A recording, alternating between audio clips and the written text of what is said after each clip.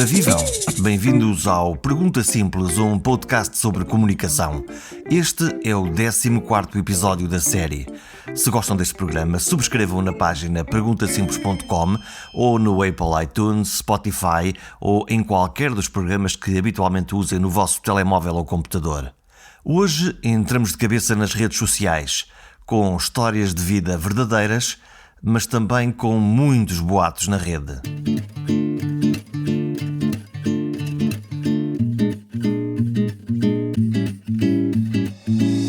Sempre me fascinou a razão porque correm mais depressa as histórias falsas do que os factos comprovados pela ciência nas redes sociais, ou porque na aldeia o rumor e o boato do vizinho do lado se propaga como um vírus entre a comunidade. Na conversa deste episódio exploramos tudo isto com o investigador e professor de jornalismo digital Miguel Crespo. Oportunidade para saber como se batizaram as notícias falsas como fake news e ferramentas e dicas fáceis de aplicar na hora para podermos recorrer e provar que, afinal, a mentira tem uma perna curta. Mas tudo isto corre num contexto cultural complexo.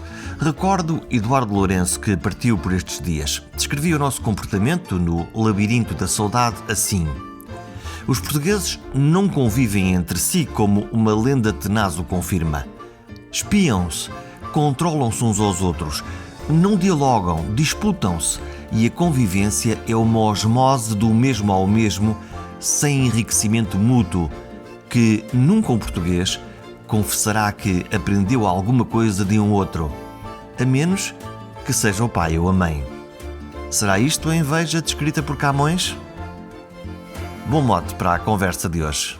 É bastante interessante e a verdade é que nós temos, ainda muito antes das redes sociais e tradicionalmente, a ideia de espiar o vizinho, de controlar o vizinho, de cuscovilhar sobre a vida dos vizinhos e, portanto, é um desporto nacional, provavelmente, desde que existe Portugal. Ou, pronto, portanto, não teremos propriamente uma história da cuscovilhice em Portugal, mas é provável que isso aconteça. Obviamente que a mesma lógica passa para as redes sociais, sendo que os nossos vizinhos já não são apenas aqueles que moram na nossa rua, na nossa aldeia, na nossa vila ou que nos rodeiam fisicamente, não é? São todos aqueles que nos rodeiam na nossa vida digital e por isso mesmo é bastante natural que o mesmo se reproduza. E a grande diferença, provavelmente, é que, sendo as redes sociais um enorme megafone que amplifica tudo, aquilo que nós cuscovilhamos sobre os nossos vizinhos já não fica só entre os nossos amigos,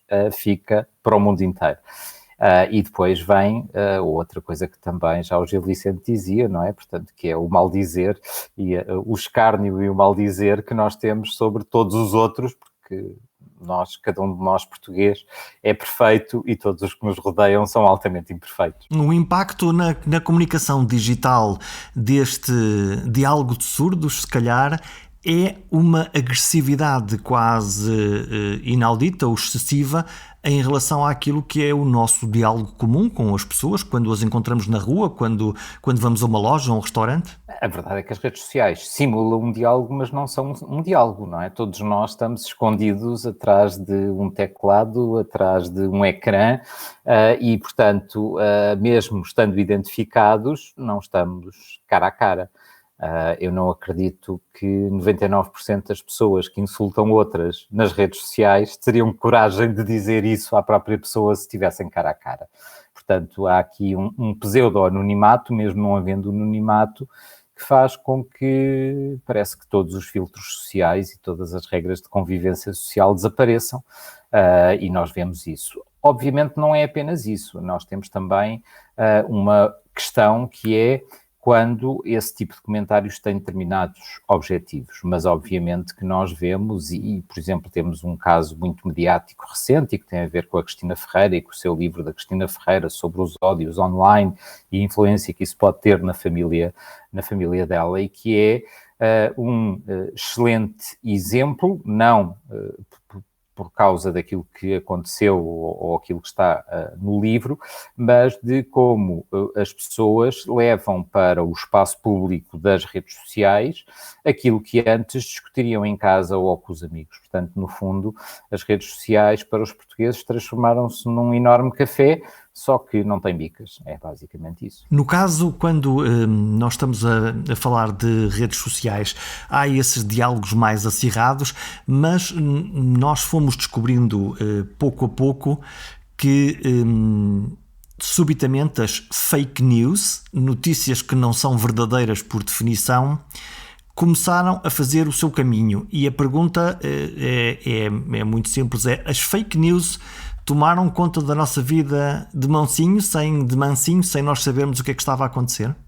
Não foi assim tão de mansinho, rapidamente percebemos o que é que estava a acontecer. É importante dizer uma coisa sobre as fake news, isto não é uma novidade, ou seja, isto que hoje chamamos fake news sempre existiu, é o boato, é a mentira, é o diz que disse, portanto não estamos a falar de novidade nenhuma, podemos, provavelmente desde que existe comunicação entre seres humanos, ainda antes de haver a escrita, portanto já se diziam boatos sobre o vizinho e portanto isso não é uma novidade.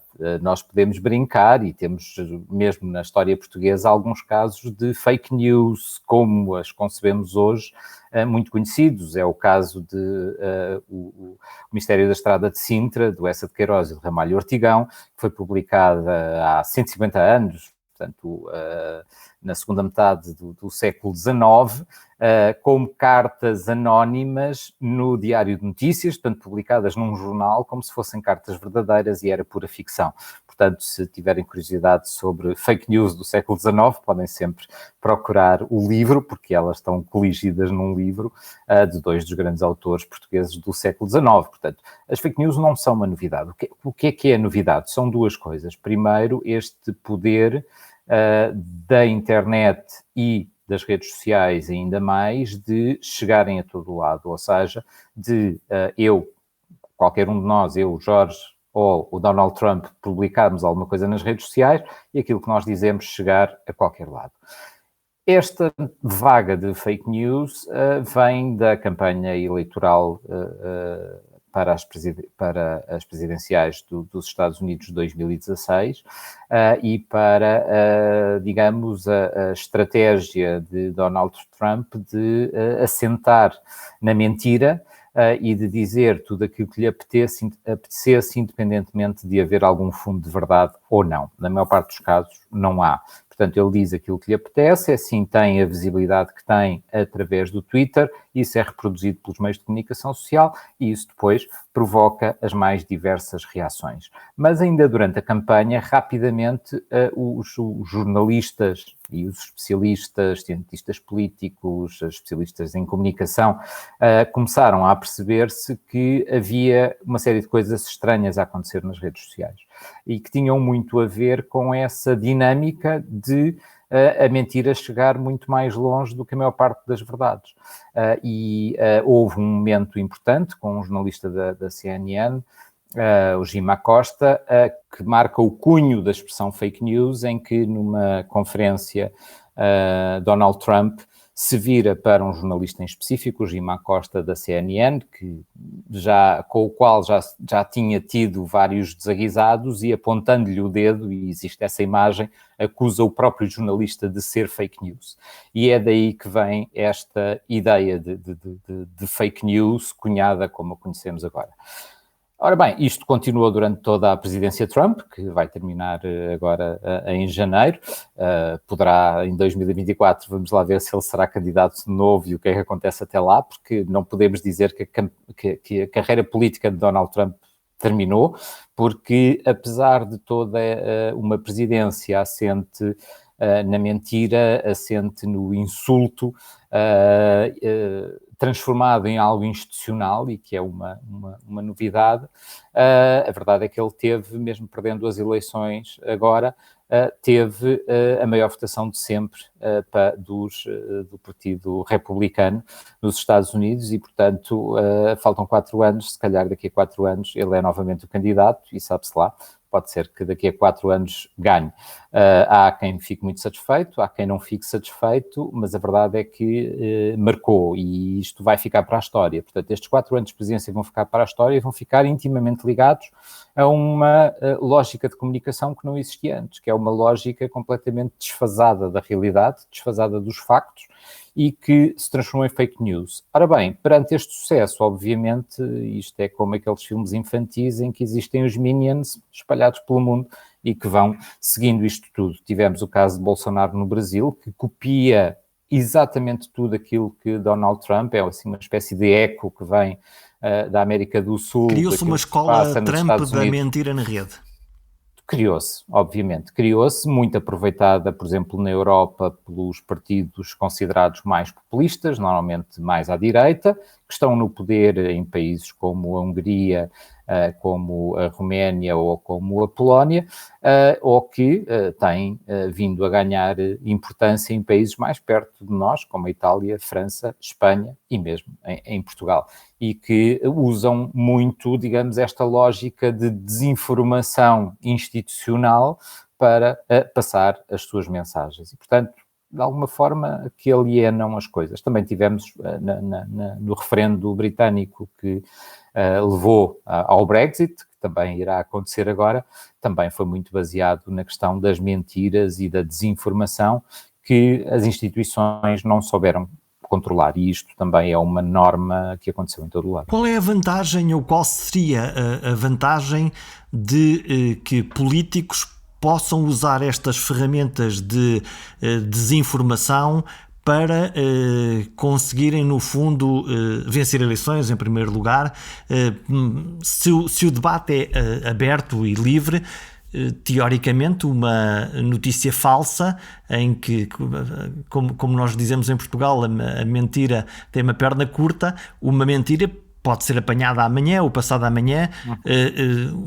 Porquê que um político arriscaria usar uma informação falsa e difundir essa informação falsa, podendo ser apanhado?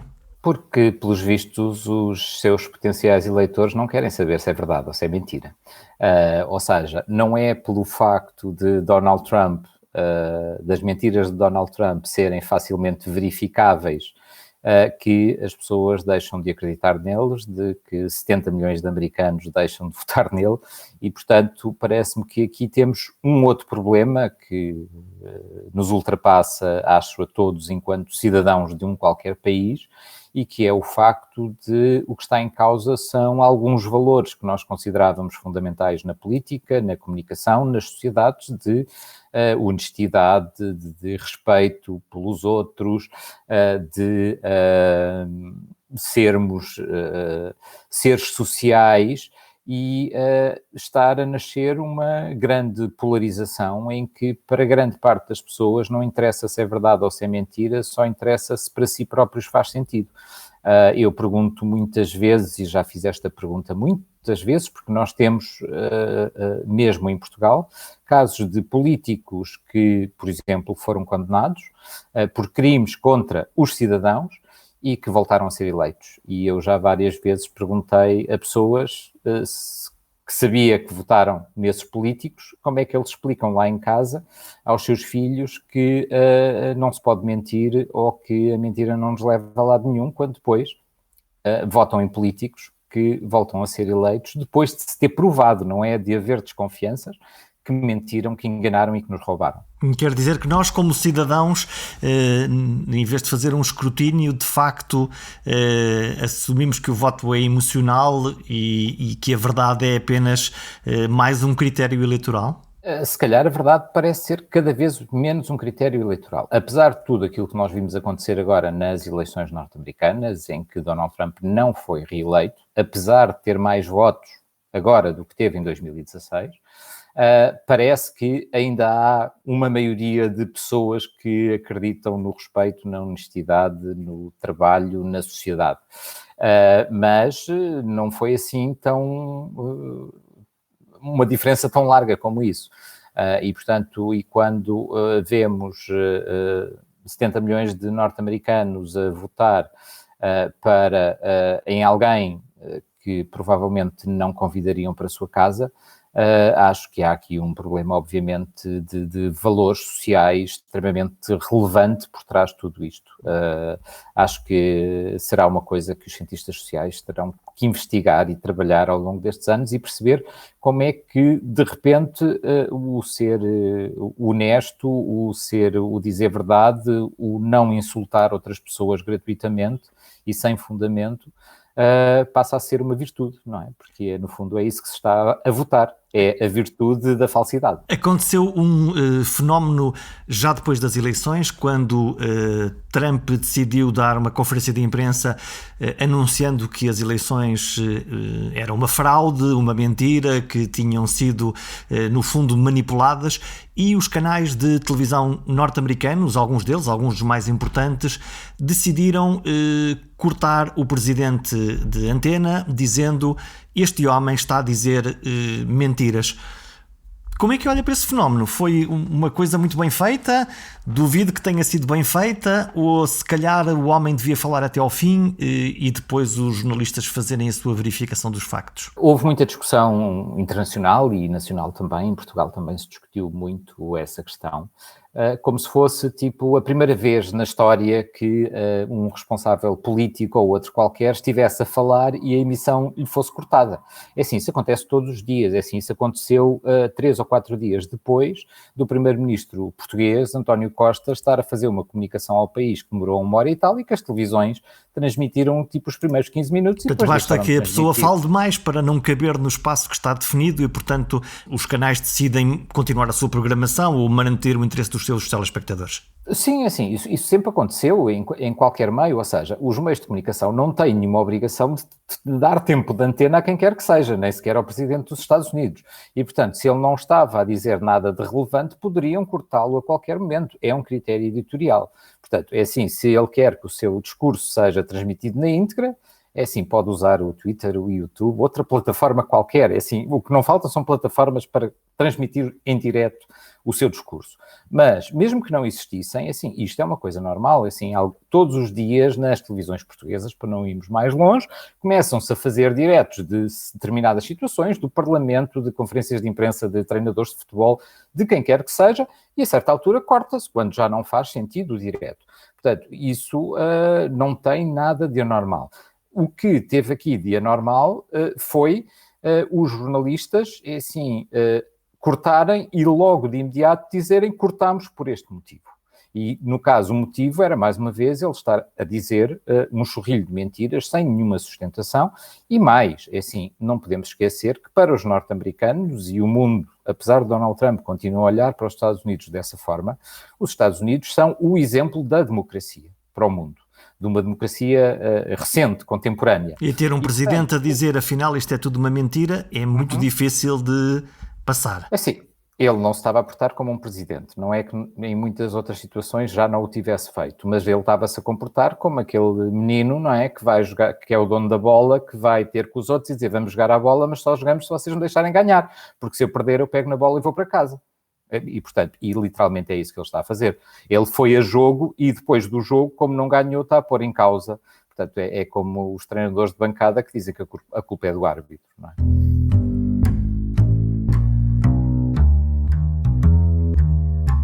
A fronteira entre a verdade e a mentira, e um terreno muito fértil para as mentiras passarem por verdades absolutas, ao mesmo tempo que a verdade é questionada de forma agressiva.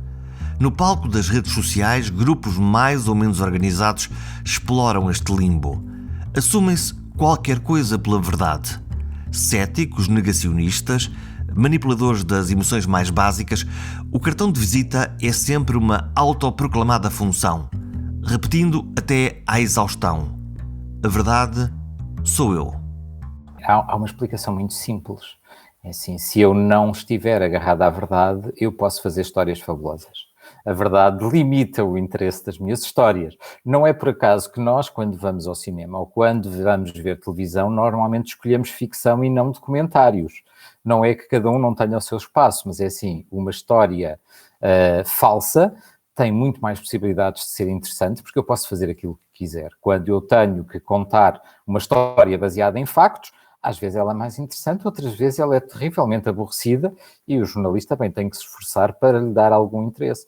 e, portanto, se eu escrevo qualquer tipo de disparate e que isso tem bastante piada para quem me possa eventualmente seguir, isso obviamente chega muito mais longe do que uma história verdadeira fundamentada em factos. O Miguel fez parte de um projeto com o Senjor, com um curioso e apelativo título de Fake News Não Se Deixe Enganar. Imagino que para partilhar umas boas táticas, umas boas estratégias para cada um de nós, cidadão em sua casa, consiga ter esse filtro, como é que não nos deixamos enganar? Há algumas coisas que nós podemos fazer relativamente simples e que não é preciso nenhum conhecimento específico para isso.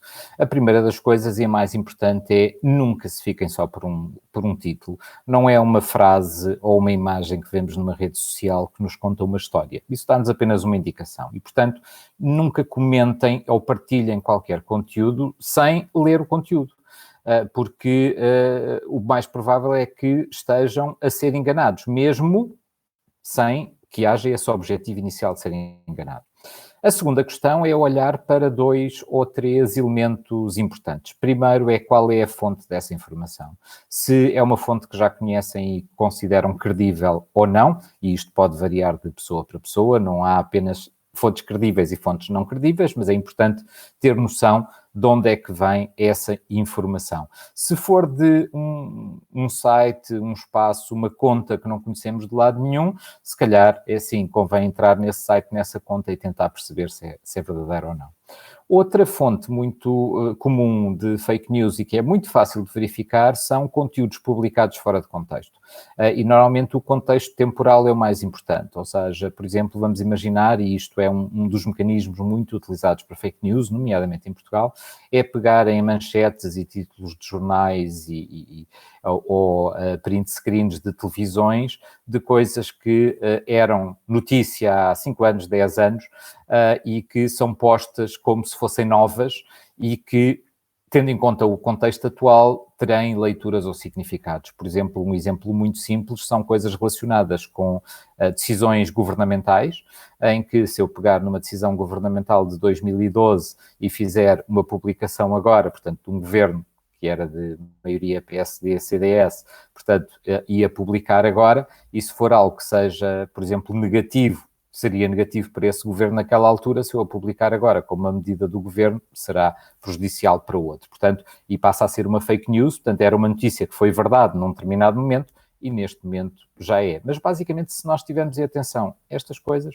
é muito rápido. Outra coisa que é fácil fazer existe o Dr. Google, que tem muitas vantagens e desvantagens. Neste caso é uma vantagem. Eu vejo uma informação sobre a qual tenho dúvidas, escrevo exatamente a mesma coisa no Google, olho para os primeiros resultados que me aparecem e logo percebo se aquilo está em vários meios credíveis. Provavelmente é verdade. Se só está naquele que me apareceu à frente, provavelmente é falso. Nós estamos num período fértil para notícias falsas, também para as verdadeiras, todos muito preocupados com a nossa saúde, com o coronavírus. E isso fez florescer em Portugal, pela primeira vez, de uma forma tão pública e notória, grupos pela verdade. Os jornalistas pela verdade, primeiro quadro de jornalistas, pelo menos auto-intitulados jornalistas, por outro lado, médicos pela verdade.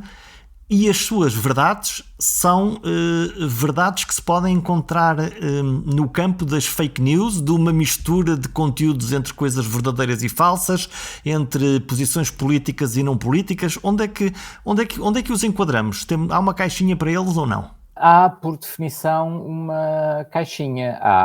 Sempre que alguém nos tenta vender a verdade, parece que isso quer dizer que eles só estão a vender mentira.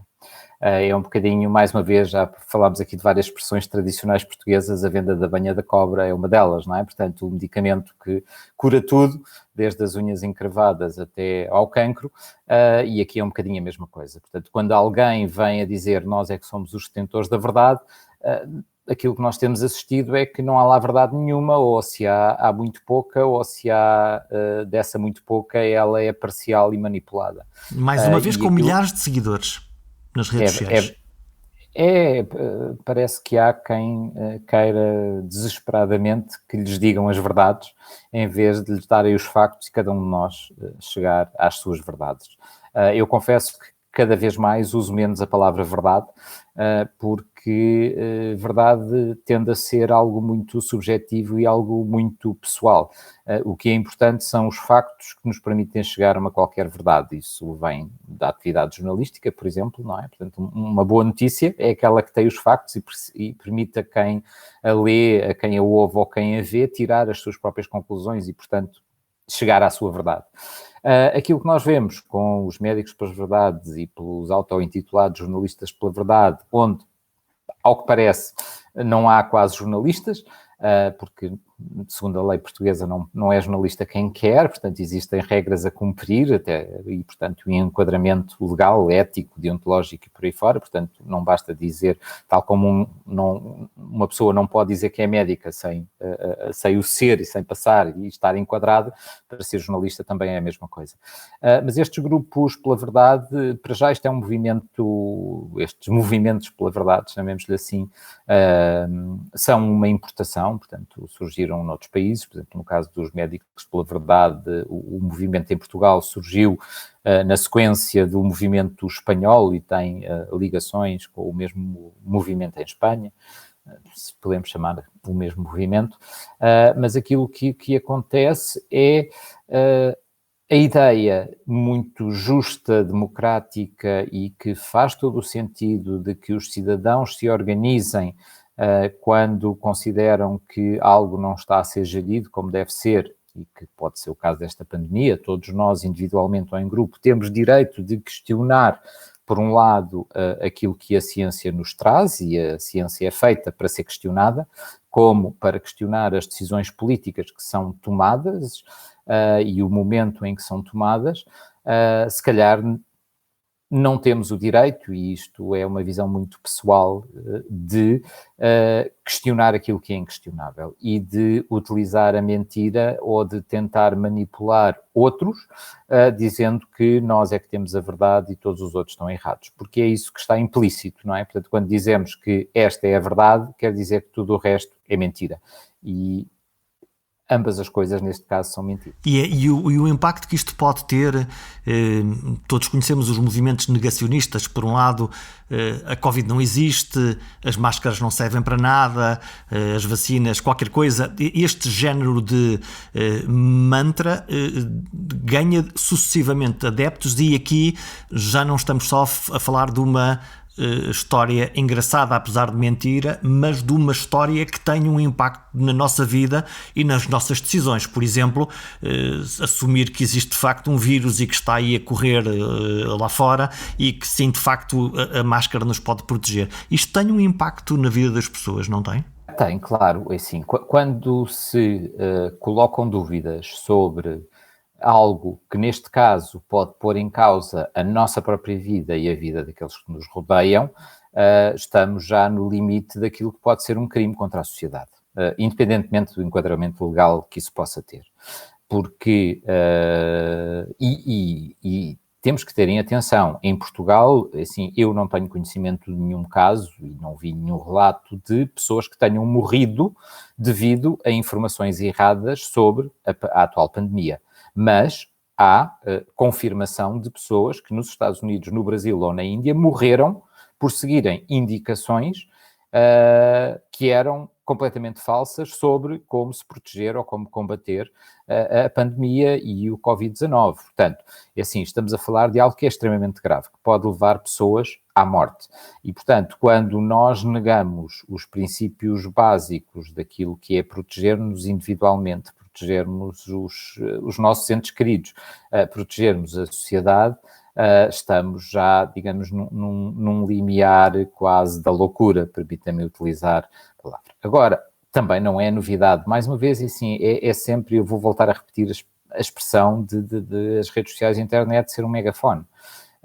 As sociedades sempre tiveram pessoas inadaptadas, pessoas que não se conseguem integrar na sociedade por vários motivos. Pode ser por doença mental, pode ser por terem uma lógica de pensamento que não se enquadra no pensamento dominante. Isso não é um problema por si só, é um problema quando isso põe em causa a própria sociedade. eu faz-me, por exemplo, em relação às medidas de prevenção que nós temos em relação à pandemia, que basicamente são poucas, a questão de pôr em causa a utilização da máscara, parece-me que tem aqui duas vertentes. Uma é, por um lado, o desconhecimento do significado de uma palavra portuguesa que eu gosto muito e que acho muito bonita e que se chama altruísmo, que é nós fazemos alguma coisa pelos outros sem esperarmos nada em troca. E, portanto, eu tenho por regra de, sempre que saio do meu espaço restrito, estar de máscara. É assim, não custa absolutamente nada, não tem nenhuma consequência para a saúde, está mais do que provado que isso não acontece, porque senão todos os médicos do mundo, todos os profissionais de saúde do mundo seriam loucos por passarem dias, horas, às vezes dias seguidos, por exemplo, quem está nos serviços de urgência que faz 24, 48 horas seguidas de trabalho e de estar sempre de máscara. Portanto, os médicos seriam todos loucos se estivessem a utilizar uma coisa que seria prejudicial para a sua saúde. Portanto, não há nenhuma contraindicação para as máscaras, exceto para crianças pequenas, porque há outro tipo de situações em que as crianças pequenas não conseguem lidar, não é? Pronto, e que nós sabemos, e portanto não há contraindicação nenhuma. A verdade é que há um negacionismo, mas depois também há uma questão de comunicação política que é aqui importante no caso português e em todos os outros Estados democráticos. Nos Estados que não são democráticos as coisas são mais simples porque alguém diz que são mais binárias. Assim. Ou cumprem ou não cumprem e, portanto... E aqui há que convencer os cidadãos sanções. Que usar uma máscara ou fazer uma outra coisa qualquer é uma coisa importante para si e também para os outros. Mas falta passar essa mensagem. E depois falta algo que é importante do ponto de vista político num país que, apesar de já terem passado quase 50 anos, não se esqueceu que viveu uma longa ditadura, que é, em Portugal, politicamente, é muito preocupante ou quando alguma entidade pública nos tenta impor qualquer tipo de obrigação. E isso há logo uma reação de quase é quase visceral de o que é que vai acontecer aqui? É para o meu bem ou será que é uma coisa que me estão a impor? Uma coisa que não faria mal a ninguém, como passa a ser obrigatória a utilização de máscara por todos os adultos em todas as situações, teria um impacto político negativo terrível. Provavelmente haveria mais pessoas a recusar usar a máscara por um statement político do que a usá-la. E, portanto, tivemos o exemplo do Primeiro-Ministro quando decidiu passar da aplicação Covid como um ato voluntário para a possibilidade de criar uma lei que nos obrigasse a todos a usar essa aplicação, e a reação foi uma reação pública e notória de vários setores e de várias pessoas, vimos-lo em todo lado. Claro, obviamente, mas é assim, portanto, essa tentativa, digamos, de obrigatoriedade do que quer que seja, em Portugal funciona muito mal.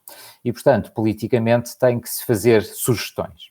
Só que as sugestões também podem ser feitas de diversas maneiras e, apesar de eu não apontar pessoalmente grandes falhas de base àquilo que tem vindo a ser a comunicação, obviamente que houve falhas e haverá sempre, nada é perfeito e a comunicação é das coisas mais imperfeitas que existem, mas houve uma grande falha, e uma grande falha e que continua é a questão da utilização da máscara e da desmistificação de todos os potenciais malefícios.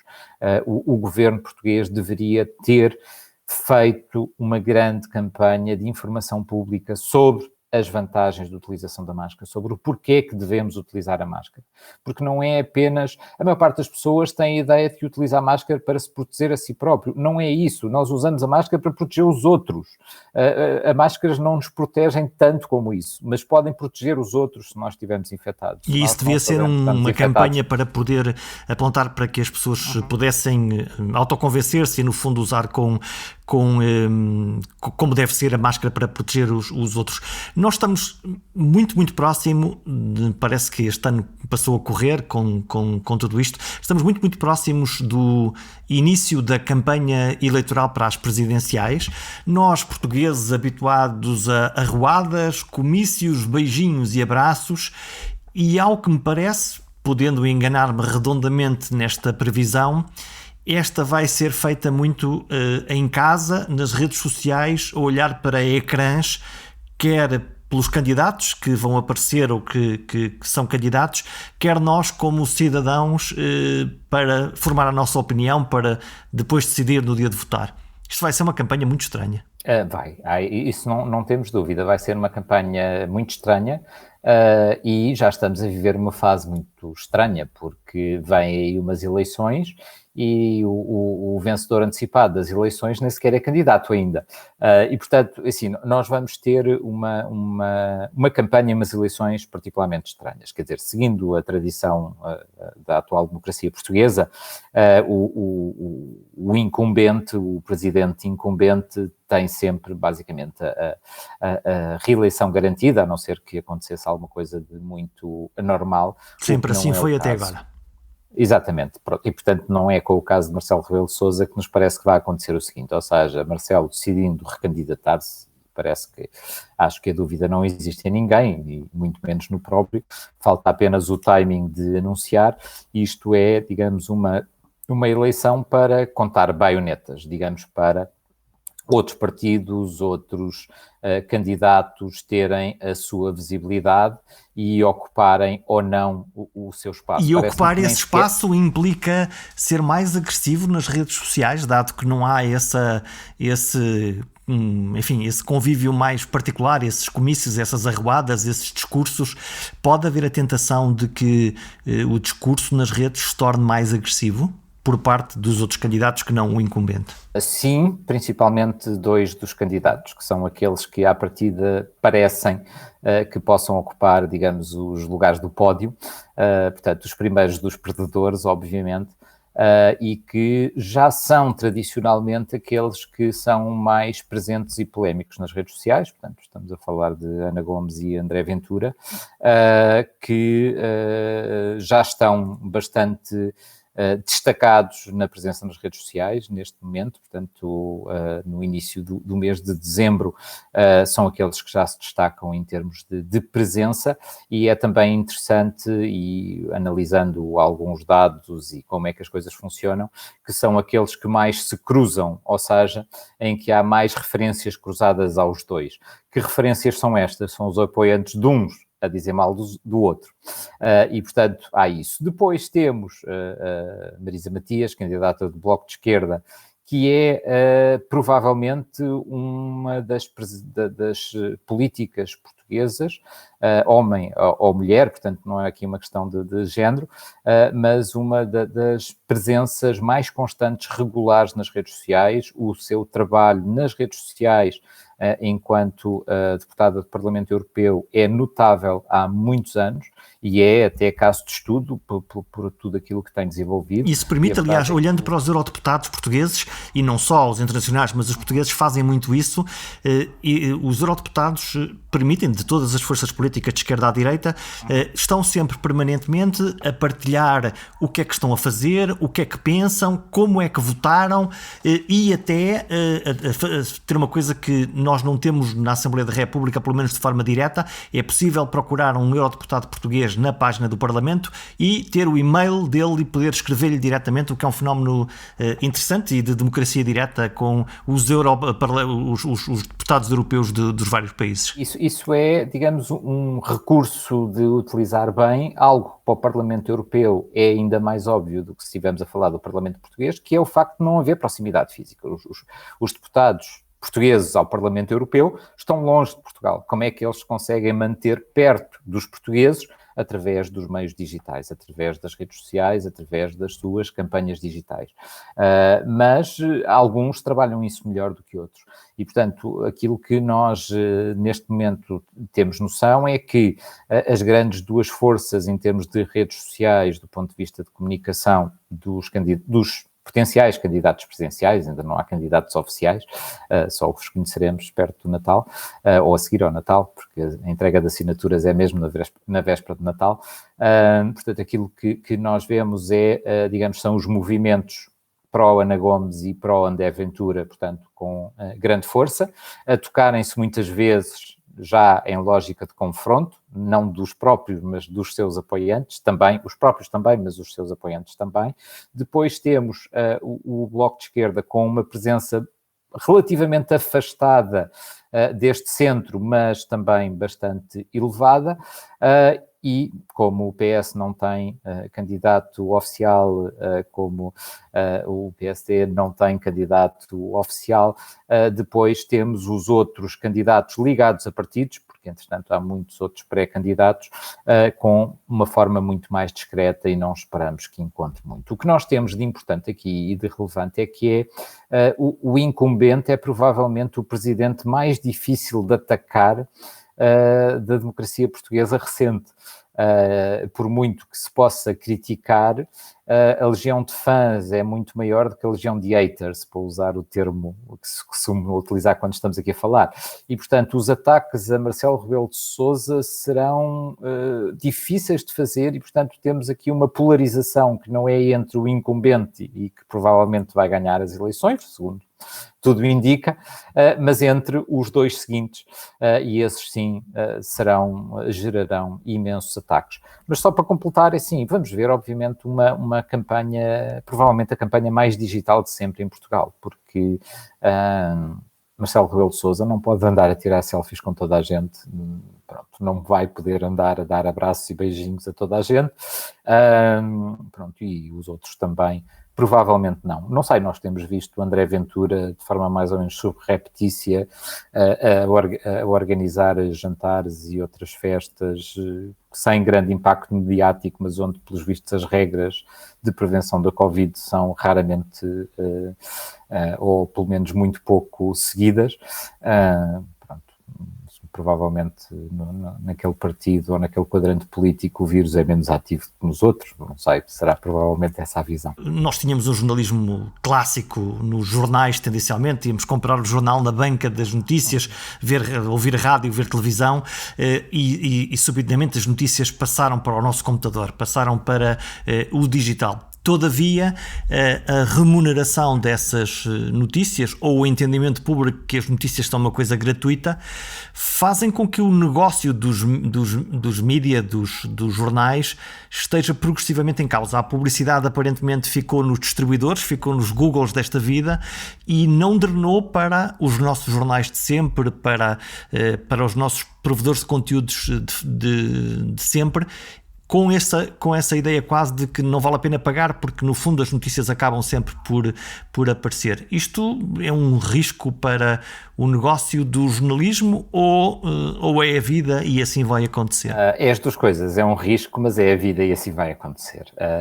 Algo que todos os especialistas, e eu nos últimos anos tenho dedicado também bastante a estudar os modelos de negócio dos média, mas há 2 ou 3 consensos. O primeiro consenso é a publicidade já não é modelo de negócio para nenhum média, portanto, para jornais impressos, online, rádios ou televisões. Portanto, aquilo que nós temos é o fim de uma era.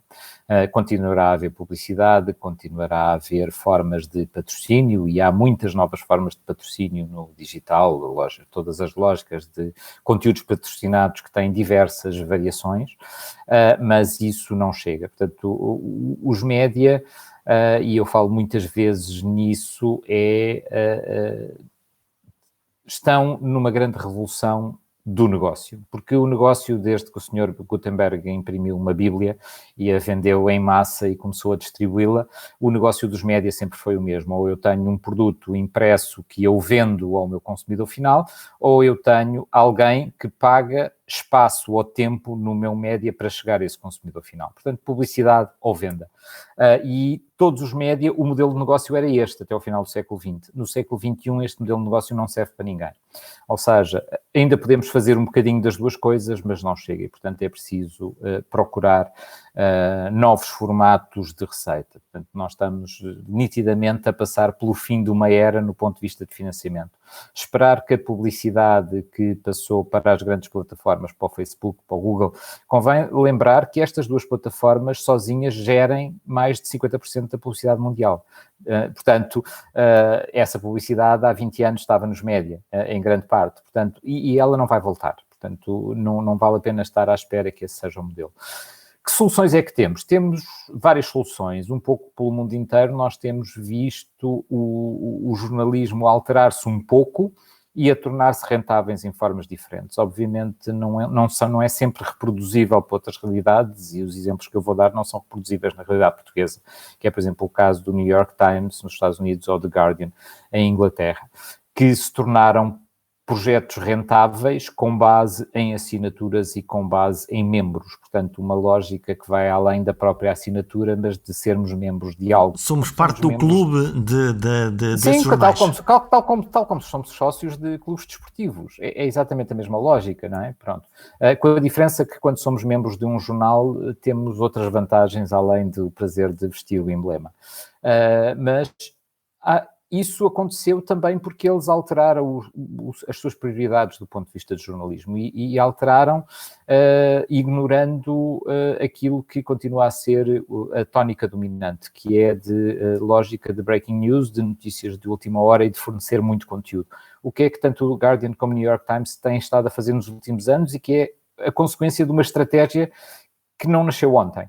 É publicarem cada vez menos conteúdo, mas mais conteúdo aprofundado. E, portanto, a mais-valia é terem conteúdo diferente, em vez de terem muito conteúdo. Por exemplo, em Portugal, parece que ainda ninguém percebeu isso e a grande preocupação é publicar 300 ou 400 notícias por dia, que são todas iguais. Agora, qual é o problema aí? Sim, para a generalidade das pessoas, publicar uma notícia agora ou daqui a 5 minutos é irrelevante. Para os leitores é irrelevante, tirando meia dúzia de coisas ao longo do dia.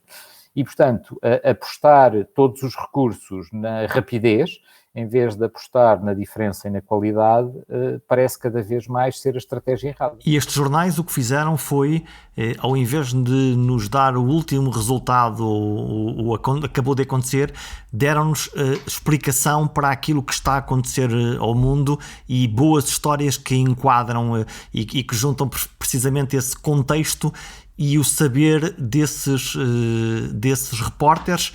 Pergunto se isto era possível fazer num país como Portugal, onde os jornalistas séniores sucessivamente abandonam as redações, sendo substituídos por jornalistas mais jovens e que provavelmente no início da sua carreira não conseguiriam fazer peças com esse fôlego. Bem, começando pelo fim, assim, este abandono precoce da profissão, ou seja, de os jornalistas normalmente não ficarem até à idade da reforma na profissão, não é uma novidade em Portugal. Eu aqui há uns anos fiz um estudo desde 1987, portanto de 30 anos de jornalismo em Portugal, desde que o professor Paquete Oliveira fez o primeiro estudo sociológico sobre o jornalismo em Portugal, e juntando os dados de todos os estudos feitos ao longo desse tempo, aquilo que nós vemos é que o jornalismo sempre foi uma profissão de abandono precoce. Ou seja, as redações em 1987 não tinham mais jornalistas séniores do que têm hoje. Temos, digamos, essa ideia de saem muitas pessoas antes da idade da reforma, e saem, é verdade, mas sempre saíram. E de que as redações têm demasiados estagiários, não têm assim tantos mais do que tinham em 1987, e ao longo destes 30 e tal anos houve algumas variações, mas não foi assim nada tão radical. A verdade é que a grande parte dos profissionais nas redações são profissionais muito experientes, com mais de 10 anos de experiência, portanto, seriam capazes de fazer trabalhos como estes meios. É uma questão de gerir recursos, é sempre a mesma questão. É possível fazer um excelente trabalho com 2 pessoas, como eu já fiz no passado e ganhei prémios de jornalismo com equipas de 2 pessoas, como é possível fazer com equipas de 100. Agora, tem que se decidir onde é que se vai apostar e onde é que queremos pôr os recursos que temos, porque os recursos são sempre limitados. A desculpa de não termos recursos não existe. Os recursos são sempre limitados e, portanto, é uma questão de optar. Mas eu quero só contar uma história muito simples que eu li há poucas semanas no The Guardian e que é o exemplo maravilhoso, que é as coisas que não podemos ler em mais lado nenhum e as coisas maravilhosas que o jornalismo nos traz, e que é uma história tão simples como numa cidade qualquer remota da Rússia, tinha que haver umas eleições, portanto era a altura de haver eleições locais, e o presidente da Câmara dessa cidade, que era o presidente há 30 ou 40 anos, desta vez não tinha adversários, mas era preciso fazer as eleições. E então ele convenceu uma empregada de limpeza da Câmara a candidatar-se para ter um adversário e ganhar. O que aconteceu? A empregada da Câmara ganhou. Portanto, isto é jornalismo, isto são as histórias que estes meios internacionais nos trazem. Agora é assim, não há histórias destas em Portugal. Obviamente que há histórias destas em Portugal. É possível fazer bom jornalismo com recursos limitados, obviamente que é possível fazer. Agora é assim, é preciso tomar decisões e é preciso discutir qual é o caminho. E é preciso ter outra coisa, uma noção importante, que é a ideia de que as pessoas, os cidadãos em geral, estão dispostos a pagar pelo jornalismo. Nunca aconteceu e nunca irá acontecer. O jornalismo, só uma minoria é que está realmente interessado no jornalismo enquanto tal, em pagar pelo jornalismo.